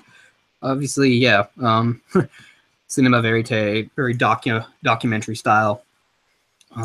Sort of an introduction for Al Pacino, street level stuff. But going forward, we'll probably do a bigger scale movie, and probably one that I would say violence is a major part of. It seems sort of inevitable when I think about movies going forward into the mid to late 70s, especially when we're talking about the new Hollywood movement. Yeah, so I mean, I still think it was a good choice. I mean, the director, as we said, he's not really a notable director. Hadn't done very much. He's not really considered one of the architects of the movement or anything like that. But the following movie with Pacino, Scarecrow, was somewhat notable. It also had Gene Hackman. Gene Hackman was starting to become a bit of a name at this time too. This is when he was going to start to get some leading roles. So you have Gene Hackman and Al Pacino starring together, which is pretty cool. I haven't seen the movie. I'll have to see it sometime, but we're going to jump over that, I think. I'm not exactly sure where we're going, but we're going to jump over that because we don't want to just do another Pacino thing too quickly. But, yeah. Yeah, this is before the conversation, and right after the French Connection that they did that. So yeah, Gene Hackman was getting to be a pretty good sized star, I would imagine. Yeah, I think French Connection totally was really, a big breakup for him. Yeah. Which, I mean, that's 71 too, isn't it? Yep. Yeah, so I would even argue that might have been the most significant sort of new Hollywood movie of 71, as far as an American cinema goes, because like Clockwork Orange is a British movie. But oh man, I love Clockwork Orange. What year is that? 71? I think that's also 71. Oh, yeah. Wow, man, it's a great year for film. It really is. That's also Straw Dogs, I believe, which is a movie we were considering for this slot. Yeah, I'm kind of glad we didn't do it, at least not now. But it would have been equally as depressing, I think. Yeah. Well, yeah, I didn't want to, retread and sort of do back-to-back episodes where I'm talking about Hoffman's performance. Although, I mean, Hoffman gives really good performances, good actor. But we want to be able to shine a light on some other actors too of the movement. So good to get Pacino in there. It's probably not the last you'll even see of him, I'm sure. Sure. Yeah, man, Dustin Hoffman had like 4 movies in like 2 or 3 years right there that are like, big in this movement. So yes. Because I didn't even think about him being he's in Straw Dogs, Midnight Cowboy, The Graduate, and you mentioned something else earlier, I think, that he was in. I'm trying to think what else was early. I know Marathon Man's a little later. That's like, 77 or something like that. I love Marathon Man, too. Oh, yeah, 71 is just a big coming out year. Like, we can talk a little about that as far as I said, we've talked about the new Hollywood movement in 67, 69. 71 is just where the dam broke. And I know we picked sort of a lesser movie, but like consider this: it's the year Duel came out, which is the first movie by Steven Spielberg. Right. It's the year that THX 1138 came out, which is like the first feature film by George Lucas. So I mean, just that it's crazy. Still not household names yet, but give it a couple years. Yeah, for sure. Trying to think. And sort of another part, something that's near and dear to me. It's a lesser part, but it is true. Like when we talked about the movement and how one of the things was we were finally getting actors, non-white actors and ethnicities, and also being influenced by foreign cinema. So this isn't a movie that's part of New Hollywood because it's a foreign movie, but it's sort of part of 1971 was the year The Big Boss came out, which was Bruce Lee's first full movie. and that would kickstart the kung fu craze of the 70s with Bruce Lee's films and all these imitators and stuff, and of course other movies too, like Sonny Chiba's coming over to Japan. And then very quickly, you know, the U.S. did jump on that, and you'll see some of those imitating movies, including some of the blaxploitation ones that would use like kung fu and stuff, and you'd have characters like that, and yeah. Oh shit. What's the guy? Jim. Jones is just Jim Jones, or I know who you mean. No, Jim Brown. Jim Brown. Jim Brown. Yeah, exactly. Guy with a big afro, doing kung fu and stuff. He's badass too. But you know what was another big movie in 1971 as far as this movement goes, specifically for the way it was shot and performances, and it's one I don't appreciate. It's Klute. Klute is a movie with Donald Sutherland and I believe Jane Fonda. Never seen that one. And it's and Roy Scheider's in there too. And it's just sort of a little sort of like film noirish movie. She's like a prostitute, and Donald Sutherland's some PI that gets involved with her as he's investigating something else and stuff. And it's really considered like, you know, last episode when we were talking a bit about how acting changed, and we were sort of talking about how some certain actors were going into the whole method acting thing. Mm-hmm. This is a movie that's considered sort of a groundbreaking performance by an actress as far as Jane Fonda goes. They think there's a lot of grit and authenticity in the role, and there's little flourishes she would do where she would do like improvised things and stuff. Like there's a part where I have no idea why this would be praised, but it's true. There's a part where she's feeding her cat food out of a can, and she's got a fork, and she's just sort of, you know, scooping it out of the can, putting it on a dish. And at one point, she lifts the fork up and like sort of licks it or bites off it. And that's something like she added herself that she gets sort of. It's one of those little things, and people seem to really praise her for and think adds a lot of depth to the character. I don't know. I know out of context it sounds ridiculous, but even in context of the movie, I didn't really think it was that great. Anyway, I thought Klute was pretty boring. Oh, did you? But that's just my opinion. But yeah, it's definitely and that's 71 too, and that's definitely another sort of one of the big movies. And and getting her and Sutherland were also going to become big names after that themselves. He'd been in MASH the year before, and of course her breakout was the one we talked about, the big Hollywood Bonnie and Clyde. But we were also looking at maybe doing Network, weren't we? That's Jane Fonda. Mm-hmm. Yeah. I love Network too. Yeah, going forward, it might be good to do one of the ones that focuses on violence, and then maybe Network. I think might be good.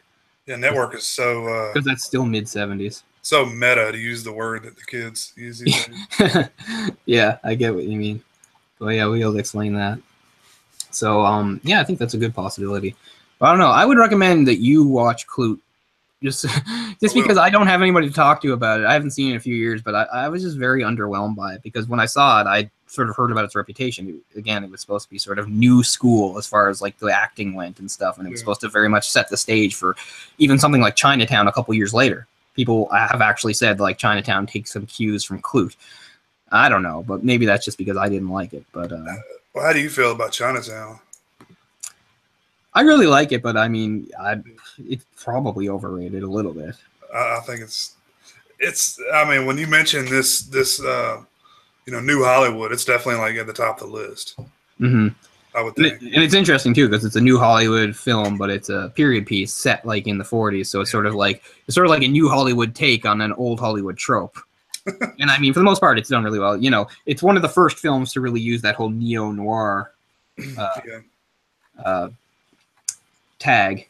And it's true, like, I actually am one of those people that believes that certain things do die out. Because okay, so if you're, like, really into film noir, like, most of the true fans or whatever, they'll say that, like, Touch of Evil in 1957 or 58 is the last one. That everything after that was something else, that you just didn't do real noir after that. And then around the time of Chinatown, neo-noir popped up, and we still have that to this day. We have, like, films that have either neo-noir or neo-noir sensibilities. Like, and I understand why some people, but I kind of do believe that, just like I believe that it's probably true that I don't really know of any music. I mean, if we say it started in 76, I don't know, a lot of people don't think anything called that was real punk came out after 84. I'd give it a few years, or maybe like 88.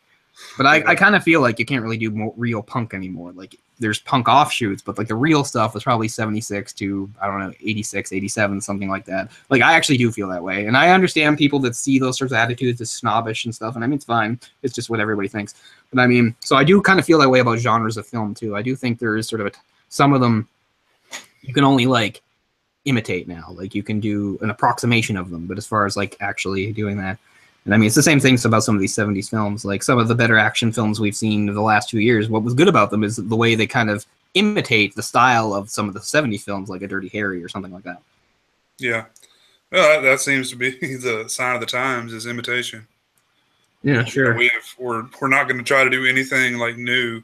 Yeah, but that's kind of what's sad though. It's like, yeah, where's the new stuff of the 2000s and the 2010s or whatever you want to call them? Like, where's the stuff that its own? I mean, maybe we're too close to it right now, but maybe in another few years we'll be able to look back and see exactly what it was. I don't know. Yeah, I mean, it's kind of like you can go back now, 10 years ago and cherry pick some really good films, which, I mean, hopefully we could do the same thing 10 years from now. Yeah, there were definitely some really good films, but as you said, like, I don't know if they were necessarily breaking new ground the way. And I mean, it's hard too. I mean, I get it.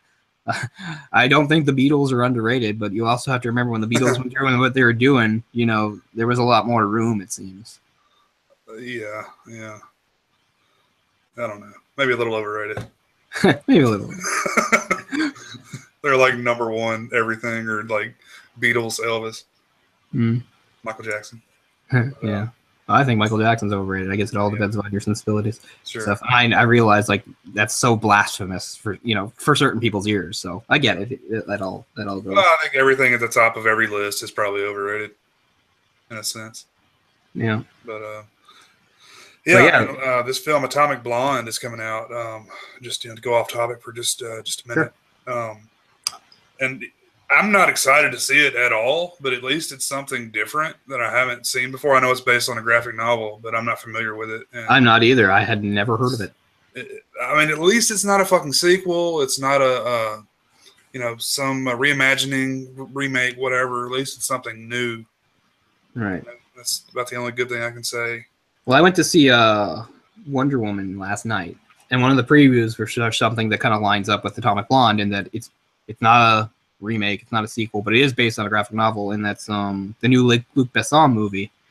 It's what's it called? It's called Something City of a Thousand Planets.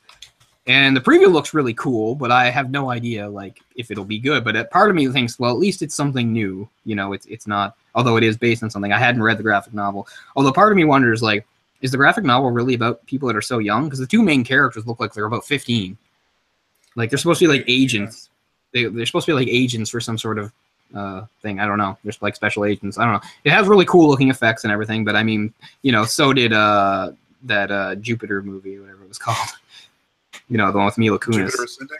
Yeah, Jupiter Ascending. Like that had really cool looking effects too if you watch the previews, but watch the movie and the movie's god awful, So I'm not gonna watch that. So I feel a little tentative about this, but I mean, again, I was pretty impressed by the preview. It all looked really cool, although like I said, I questioned the age of the leads. They seem awfully young, but I haven't read the graphic novel. Maybe they are really young in the graphic novel. I don't know. But anyway, it looks pretty cool. And I mean, I do like Luc Besson for the most part. What's funny is like the movie that's most like that he did is Fifth Element. And I'm one of the only people like in like the group of travel, the circles that I travel in, I don't like the Fifth Element. I've always thought it was kind of sloppy.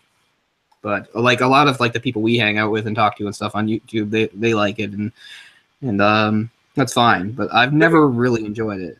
There are things I like about it, but it's not like something I'm dying to go watch again or anything. It's I mean, no, it's kind of something different, I guess, for the time. But yeah. But it's called something.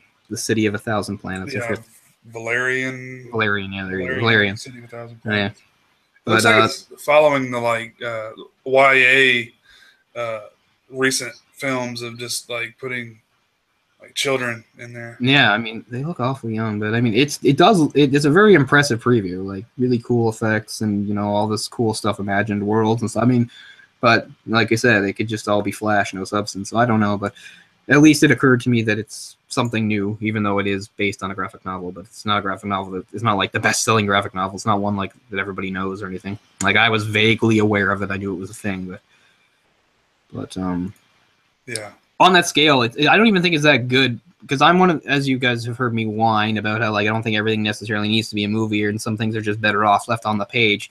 Maybe it's because I don't necessarily love it, but there's a graphic novel, or well, there's a comic series that's going on for a few years called Saga. It's by Brian K. Vaughan. He's the guy that did like Why the Last Man and stuff. I have the first volume, and it's kind of interesting, so it's still going on. But that lends itself really well. I would really like to see them take a crack at making a movie of that. It's another one of these like galactic movies, you know, that takes place on a whole bunch of planets and stuff, and it has all sorts of weird aliens and characters and stuff. And I think it must just be a matter of time before that becomes at least an attempt at a movie. Plus, Brian K. Vaughan's always been really had one foot in television. Like he's a producer and writer and all sorts of shows that I can't remember anymore. But Why the Last Man is solid. It's like one of the best like comic series you can ever read. And it's kind of refreshing in a way, like if you want to read something that's not a bunch of superheroes. It's too bad right now, like the way the Canadian dollar is and stuff for me, and how many comics I can afford to get and stuff, is that the way I've had to prioritize is like every comic I'm collecting right now is Marvel or DC. I'm not collecting anything like non-superhero. And it's not because I don't want to. It's just because I kind of have to prioritize, and there's certain titles I make. So it's been a bit of a disappointment, but hopefully I'll be able to branch out a little bit. Because usually I always try to have at least one or two sort of non-superhero titles. Although lately I've been buying some of the Disney Duck comics, which is nice. But still, I wanted something ongoing. Those are just collections. So that's Image Saga. Yes. Wow. Haven't read anything by Image in 20 years. I would say it's definitely one of the best things they're doing nowadays. Awesome. Check that out. It's very imaginative, but it's also imaginative on the point where it just sort of feels like some of it just made up on the spot or as they're going. Like there's this part of it is like there's like a royal family, but guess what? They're robots. Okay, fine. But what's really weird is they look like people all the way up to their necks, and then their heads are like TVs. And you're just like, okay, like what is the thought behind that? And like one of the first scenes where we're introduced to these robots is two of them having sex. It's pretty hilarious because it's like and then later there's a scene of like the same guy, like he's on the phone or whatever, and he's sitting on the toilet. So I guess Ryan Vaughan is really trying to convey that while they're robots, they do all sorts of weird biological stuff. But yeah, they literally have like big TV screen heads. It's really weird. And so some of the stuff that's in it is just like, it seems like he just like threw a dart at a board and was like, oh, that's pretty good, I guess. But it's not like it's not good writing. Like there's like one of the main characters is like this bounty hunter type guy, you know, sort of the trope intergalactic bounty hunter, he's got guns and stuff. But he also has a pet, which is like this weird big like wildcat thing, but it's, you know, it's not furry, but you know, it looks like a cat, but you know, a little kind of alien cat type thing too, right? Like a twisty tail and stuff. But it's called Lying Cat or something like that. And if somebody, and it never does anything, but if somebody lies and it's present, it says lie. So you can't lie to this bounty hunter because suddenly the cat will go lie. So like some of the stuff he thought of, like I can't say it's bad. It seems kind of stupid, but it's imaginative, so I'll give it credit. But yeah, it just has a really good visual style though that I think would can't remember the main artist. I think it's always been the same artist, woman artist. I can't remember the name now, of course. Really good stuff. So it just, like I said, because of like Brian K. Vaughan's like ties to like TV and stuff anyway, it seems like only a matter of time before they try to adapt Saga into something. And that's one, like, usually, like I said, I sort of cringe. I'm like, oh, what are they going to do now? Like, I'd actually be kind of enthusiastic about it. Yeah, it just, I guess depends on who gets behind it, you know. Fiona Staples is the artist. Yeah, it's always been the same artist, which is another thing that was really strong for like a series, right? It's nice when you have the same artist. There's a nice consistency to it. I mean, I'm a comic book fan. I also enjoy the variety, but for some things, it is nice when you just have one artist, one sort of definitive style. Sure. But yeah, so I don't know if there's ever been any talk of it becoming anything else, but I think it would be very interesting to see that adapted. But anyway, Wonder Woman was okay if people want to go see that. I went and saw it with my mother, which I'm sure would please a lot of the not real feminists, but the fake feminists that want to talk about like how stuff like that is really important. But like, as if one more Wonder Woman's been around a long time, people. I mean, yes, a movie is another big step. And I will admit, it's true. It's not like when Wonder Woman was introduced, she was like this great thing for feminism, because she wasn't. If you read Wonder Woman when she came out, it was kind of embarrassing for feminism, because Wonder Woman, even though she was the hero and she was the star and she had powers, she would very often get caught and tied up by the bad guys. Like, a lot of these people that wrote these things had like weird fetishes about like bondage, because the old Wonder Woman comics, I'm telling you, like 80% of them, she would like get caught and tied up like over and over again. So it actually did take a little while for them to actually be like, oh yeah, Wonder Woman's an actual superhero and she shouldn't be a fucking victim all the time. So I mean, so yes, it is true, but I mean, still. I mean, at the heart, this is just some attempt at trying to make the studio a lot of money. Well, that's what any movie is. Right, but I'd love to get behind the the sentiment that pro women or whatever. Yeah, sure, because it's a thing that the people can rally behind. Sure, right, I guess I don't know, but yeah, I saw it with my mom, and it's pretty good. I mean, it's like a lot of the superhero movies of the last few years, and like there's nothing necessarily wrong with it, but it seems to almost follow a pattern. Like you kind of know everything that's going to happen and stuff. Sure. But Gal Gadot, I will say, I'm no Wonder Woman purist. Even though I read the comics, she's not a character that's important to me, but I still know what she's like. Like, she's really good. I think they definitely picked the right actress. She's really good. Oh yeah, I give her a lot of credit. And like not just her look, but I mean like the way she acts and talks and stuff is really quite good. Yeah, I've known her from the Fast and Furious movies. I think that's virtually everything I've seen her. Yeah, I don't think I was watching them by that point. So I don't know what I've seen her in and stuff, but I mean she's obviously very striking, which fits for Wonder Woman when we're supposed to be. And there is sort of like a little funny joke about it. There's a part where she first gets to London, of course, she has her weird clothes. So they're trying to buy clothes for her so she'll fit in and stuff. And he's got like this dowdy little middle-aged secretary with him and stuff like that, and they keep trying to find like clothes for her at some point. So like when they finally have like some outfit on her and stuff, he gives her like frames, like glasses, and the woman says, "Oh right, specs. That'll be good." Like suddenly she's not the most beautiful woman you've ever seen, which is pretty funny. This is true, but it's a good movie for sure. It's like a lot of those movies, sort of like a bridge movie. It's like, okay, good, and there's Wonder Woman. Now let's see her do some other stuff. Although, to be fair, we did see her first in that awful Batman movie. Yeah. Which I've had the opportunity to rewatch while I'm here in Sydney, and I'm just not. I don't know. I keep thinking about it, but I guess no. Oh, you haven't done it yet? No. Yeah, I'm never gonna watch it again. I mean, I am kind of curious. I know Cameron loves the 6-hour director's cut, but I'm really. I feel like they need to shoot things out, not put things in. I'm not. I don't know that I could do that. I mean, I definitely don't want to do that. But well, so, I said, even if they have like some scenes that help make things make sense more, it's not gonna recast Ben Affleck. It's not gonna make Superman less stiff and what's the word? Unrelatable. It's not gonna make Lex Luthor suddenly a different person. I have a big problem with Lex Luthor. To me, is still the worst part of the movie. Oh, yeah, that I'm not even going to talk about that. That's so stupid. I have a big problem with Superman, though. The guy they've chosen to play Superman, I don't like him. And I'm not a big Superman, I'm probably softer on him than the others, but he certainly has his problems too. I mean, I liked Ben Affleck for what it was worth, but no, I don't. And I can't get past it either. Like I know, like people are just like, move on. I can't get past it. It's all I see is Ben Affleck. I cannot see a character at all. I just see Ben Affleck. Yeah. I just keep expecting him to be like, hello, Master Ben. Like I'm that broken out of the reality or whatever the movie. Like anyway, that's the whole thing. Well, I don't think you'll have a problem. I don't know if they're going to be doing many more. So. Yeah. No, he seems to have opted out. Unfortunate. I'm actually a pretty big Batman fan. Yeah, me too. But I'd rather somebody else in the suit. But I mean, one thing that I thought was really good about the Nolan movies was that they didn't have that predictable pace that I've gotten from the Wonder Woman movie, that I've gotten from the last few, where everything like they didn't just seem to follow a pattern, which I liked.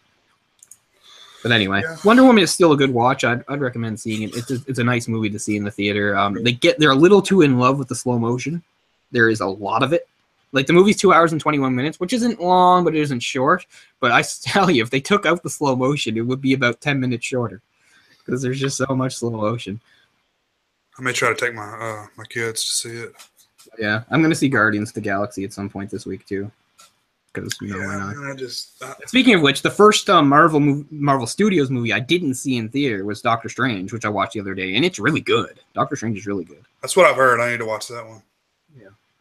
I mean, as soon as I first heard it, I was like, Benedict Cumberbatch is Doctor Strange. Yeah, I'm in. Like, yeah, it works really well. But it also seems to follow a bit of a pattern. Same sort of thing as Wonder Woman. Like, I think it's a better movie than Wonder Woman by a little bit, but still, it's more like a bridge movie. Like the end thing.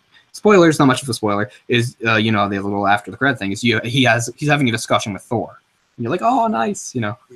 There's actually a preview for the new Thor movie too, which is probably the least interesting of those Avengers movies, but it looks a lot better than the second one. The second one was so boring and pointless. Like I couldn't even tell you what happened in the second one. They've only done 2? Yeah, they've done 2 Thor movies. The first one's pretty solid. The second one is almost pointless. But anyway, this one seems to be almost entirely in Asgard, which makes more sense. And the Hulk shows up, which is cool. They do a little Planet Hulk thing. Remember in Planet Hulk where Hulk was like forced to be a gladiator and he had to fight some people and stuff. They took that idea and did this. They have like weird people capturing Thor, and he's in a gladiator, and it's like, oh, you're gonna have to fight, and suddenly it's the Hulk, and he's like, oh, it's pretty cool. So I will go see it, even though I don't care that much about it. But yeah, so hilarity ensues. Yeah, I mean, the last 2 months or so, I was pretty slow on watching movies. I'm picking it up a little bit more now and stuff. It's just nothing I'm like really excited to see. I do want to see the new Apes movie. That's about the only thing that I'm really excited to go see. Yeah, it's a pretty good series. It took a weird route, but I like where it's at. Yeah, I agree with that. I mean, I can even respect it. Like, at least it's not exactly what everybody was thinking of, right? Yeah. I think when a lot of people saw Rise of the Planet of the Apes, they had no idea there'd even be any more necessarily. Right. Well, I don't know that they did either. Yeah. To tell you the truth, but and those movies have like a lot of people, and it's true because in like a movie like the Alien Covenant, the CG wasn't very good. Like the Planet of the Apes has really strong CG. Like they do a really good job of it. Yeah, that motion capture, and was it Andy Serkis? Is that how you say his name? Yeah, he's the man. Like he knows how to do that stuff. He is. But I'm going to go see The Godfather on the big screen tomorrow night. So, well, that's nice. I've probably had a couple of opportunities to do that, and I didn't. I should look into my theater back in Halifax. Usually does a few classics over the summer and stuff, and I've even seen some very interesting movies with Ryan, although they haven't done that lately. Yeah, I'll have to check the site and see. There's got to be at least a couple. Yeah, try to support that stuff. It's a company called Fathom Events, which they've done some of the riff track stuff. Oh yeah, that's cool. Out here as well, which it's all probably digital, so I'm sure easy for them to do. Mm-hmm. But I don't really get an opportunity to see stuff like that on the big screen as much. It's pretty much all new movies is what they show. But I saw Jaws. Seems like there was something else I saw with that same Fathom Events company. But I try to support that stuff. Yeah. You know what's out in theaters right now that if it came out a few years ago would be a big deal, but now nobody seems to care, is that the King Arthur movie. Because Guy Ritchie at one time was like a big deal. Now like nobody cares about this movie, as far as I can tell. Like, oh, that King Arthur movie's out. Okay. Legend of the Sword. Yeah. I'm pretty sure the Baywatch movie is flopping, which is kind of nice. I don't know what studios are doing, man. I don't know what they're thinking. They're thinking we can just put The Rock in anything and it'll make money. Man, can you imagine? He probably got $30 million for that movie to be in it. And Zac Efron probably got 10, 15. Yep. Their money's guaranteed. I remember we were all freaking out years ago when John Travolta made like $20 million for Lucky Numbers. I was thinking he got every cent of that. He got paid more than the movie made, which is crazy. When Jim Carrey became the $20 million man. Yeah. Like 20 years ago. Yeah, 95 for the Riddler of all things. He was the first to hit the 20 million. Yeah. for a pretty stupid performance and a pretty dumb movie. But at the time, it seemed really cool and exciting. What the hell is Guy Ritchie doing a King Arthur movie? I have no idea. I guess because he's like, I guess it's because he's like, everybody expects me to do really British things, so I have to stick with everything really, Snatch and everything was really British. Yeah. Sherlock Holmes is really British, so it's like, what else is really British that's left? Oh, the King Arthur legend. Okay, I'll do that. He did those two Sherlock Holmes movies, right? And I like them. I think they're good. I don't think they're amazing, but they're fun. I think they're fun. Yeah. I think I've seen the first one. The second one's not quite as good, but it's okay. It's close to the same level. Yeah, I enjoy them. I'd rather a third one of them than this. Yeah, maybe it's good. But it could be good. But I'm just saying, like, nobody cares. Like, people it's gonna flop. People have lost interest in his name. His name was a big deal for a few years, but by about 2010 or so, no longer. Well, he did that Man from U.N.C.L.E. remake, which flopped hard. Yeah, that's one of the movies I tried to watch a few weeks ago, but I kind of gave up after. It wasn't like it was bad or anything, but I just could not. I just wasn't interested. It's not like it's not like it was unwatchable or anything. I was just like, no. But speaking of like blowing your mind, and I get that a lot of people like it, but they're doing a sequel to Kingsman. Yeah. Man, I hated it. Oh, you hated it? Oh, wow. Yeah, like I mean, and I always feel like elitist when I talk about a movie like that because I love lots of stupid movies. I do. There's nothing wrong with a stupid movie. I just felt like that movie passed my limit. Yeah. It passed my limit. It was too stupid for me. It was too stupid. It just, I don't know. It was in a period of time when I had seen a bunch of really shitty movies, and that one just, I mean, the action sequences I thought were really good. That whole scene in the church is great. I love that madness scene in the church. That's great. And stuff. But part of me just thinks Colin Farrell, whatever his name is, Colin Firth. I'm thinking, Colin Firth, how far you've fallen to mean a stupid movie like this. But it's funny. I mean, we talk about people falling, but it's like, fucking Anthony Hopkins is in the new Transformers. Yeah. I think we wrote him off a while back, right?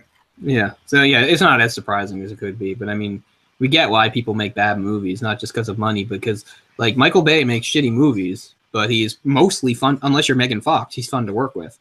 Like, all these actors have nothing but good things to say about him and how fun it is to be on the set. Like his set is like a crazy adrenaline party, and stuff like that. And that's the same reason, like when we bitch about like Adam Sandler, and we're right to, but it's true. Like Adam Sandler, sometime around 2006, not only realized that he didn't have to try anymore, but he also realized that he might as well just keep setting his movies in like places like Hawaii and stuff. So every time you go to an Adam Sandler movie, it's like a paid vacation, doing a pretty easy movie anyway. And the truth of the matter is, I mean, as much as we tear him down, unlike so many people in Hollywood, like Adam Sandler really is like what he appears to be. He's like a genuinely nice guy who is super approachable, and everybody in the set, like he'll talk to anybody, he'll talk to the boom mic guy, and he's nice to work with. So that's why he can just keep pumping out these movies. Not only because he has a bunch of friends, but he'll get somebody like Al Pacino to do, Jack and Jill, because he's just a big goof anyway, and it's a lot of fun. So, I mean, I'm not happy about it, but I at least understand it. I understand why these people are doing it, because it's because I understand how often making a movie can even be a nightmare and stuff, and this is kind of a nice distraction for that. It's something that's usually a lot more pleasant. But at the same time, we also think, you're already making so much money. At least make good movies if you're going to do it. Well, I don't know. I think we come from a place where, it's kind of, I don't know. It's really common to just make fun of Adam Sandler movies, but there's a large percentage. But there's still a lot, and there are a lot of people that are legitimately liking them. They love that shit. I mean, there's a lot of people because look how successful they are. Yeah. I mean, I saw Pixels twice in the theater. That was the one that tricked me. That was the one where after years of being away, I thought, okay, this is gonna be one I'm gonna like, and no. But yeah, I mean, he's basically employing, 15, 20 people he's got on his payroll that are his good friends and family. Yeah, and I mean, I'm still morbid, like, because I'll still like watch them just to see how bad they are. Like, I'm gonna watch that like new Netflix movie he did, like the Sandy Wexler movie. I'll probably watch that at some point because I'll be like, well, let's get it over with. Let's watch it. I watched 50% of the first one, the do-over one. I watched half of it, and man, it was like they were trying to insult us. And he's got 4 or 5 more he's making for Netflix. He's already signed the contracts. Yeah. Well, Netflix is like anything else, it starts off kind of small and it almost seems to have like quality. It's like, oh, a Netflix original series. Now Netflix original series or Netflix original movie means nothing. Yeah. It just means, okay, whatever. Netflix gave us Sure. some money. Yeah. True. But Well, I mean, I guess, you know, the more shows you throw out there, the greater chances you get for, you know, sure. success. Orange is the New Black or a Yeah. House of Cards, something like that. Mm-hmm. Yeah. House of Cards is probably the best show I haven't watched. Maybe either that or, well, obviously, everybody loses their minds over Breaking Bad. Oh, Breaking Bad's overrated. It's some cool stuff in there, but it's a lot of really boring shit to get through. Yeah. I mean, it just comes down to the whole subject matter thing again. Yeah, exactly. You know? Like, there's plenty of times where you take a story that's not necessarily my thing, but if it's done really well, it can be interesting. And I assume that's the way it is with Breaking Bad. It's not really my thing, but I bet it's done really well. Everybody says, you know, really good performances, really good story, stuff like that. But at the end of the day, you know, I'm like, I'll just watch Evangelion again. Well, yeah, for me, I mean, it's really intimidating when you've got, you know, you're looking at 100 episodes of a show you need to watch to finish it. Sure. You know, it's that's what held me off of Game of Thrones for so long, because I'd gone so long without watching any of it, and I was like, shit, do I really want to, you know, watch all of these episodes to catch up? And, you know, thankfully I did, because I did really enjoy most of the show.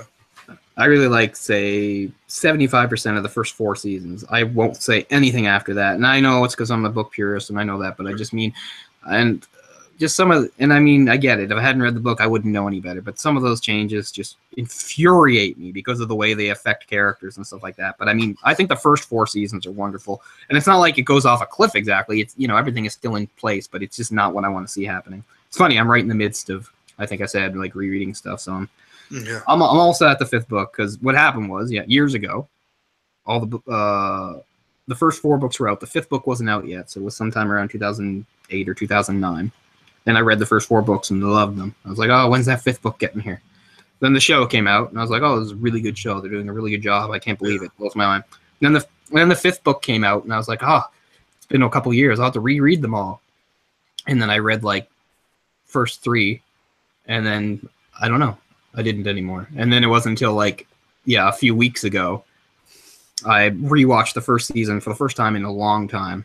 My girlfriend had visited me, and she had seen episodes, but she'd never seen the start. I was like, oh, we should watch the start then. I watched the whole first season, and I was like, you know what? This is time to finally do this. And then when I finally went and bought some books, I bought the 5th book, which I hadn't even bought all that time. So I was like, this time I'm going to do it. So this time I was like, start over. So so now I'm on the 4th book again. So this time and it's very hard to go this long without, like, having spoilers from the 5th book, right? So, and I've really diligently tried hard not to, like, know anything that beyond that. I mean, I know a couple things here and there and stuff. And what gets really hard is the show, not only the changes they make, but also because of the 4th and 5th book. The 5th book isn't actually a sequel. They take place basically around the same time. They're basically the same story. He just had to split them up into 2 books because it's so big. So the 4th book only follows certain characters, and the 5th book follows the other characters that are left out of the 4th book, right? So that's where it becomes really dicey, because the show can't do that. The show has to keep, you know, showing people. So by the time I had gotten into the 5th season of the show, and I was already mad anyway, I just realized, I was like, I can't do this anymore, because they're showing Bran, and and Bran's not in the 4th book. Like, I have no idea what's going on with Bran, so I can't do this anymore, you know. So I'll finally get out of that little bit of no man's land when I finally get into the 5th book. So that's exciting. And they're wonderful books. They're so good they make me sick. There's certain authors who write so well it makes me ill. Ian McEwan is another one. He's the guy that wrote a whole bunch of stuff, but he wrote like Atonement. I'm sure you remember that being a movie that had what's her name in it. The stuff like his because the Japanese writer Murasaki, is it, or no? Murakami. Yeah, Murakami. Like, some of these people write so well, it makes me sick, because I know I'll never write that well. Because it's not even, and you throw somebody like Martin into the mix, it's even more annoying, because at least with the other guys, like, they're just sort of writing stories, and it's like, it wouldn't even be something I would think was that good until I read it. Whereas, like, you know, he's right in my wheelhouse anyway, you know, like, sort of a, not high fantasy, like a middle fantasy thing, you know. I'm a sucker for all that anyway, but it's so well done and so well planned, it makes me sick. But anyway, we better wrap up, because we've been going on at some length about a whole bunch of different stuff. But this was Panic at Needle Park, guys. And especially if you're interested, again, if you're interested in the era, you're interested in stuff about drugs, because of seeing like one of the first movies that really was the first to sort of tackle it in a realistic way. I know it's sort of common nowadays, but there was a time when it wasn't. And also, if you're like a fan of Pacino and you want to see one of his early performances, you know, he's kind of good right from the start, which you might expect.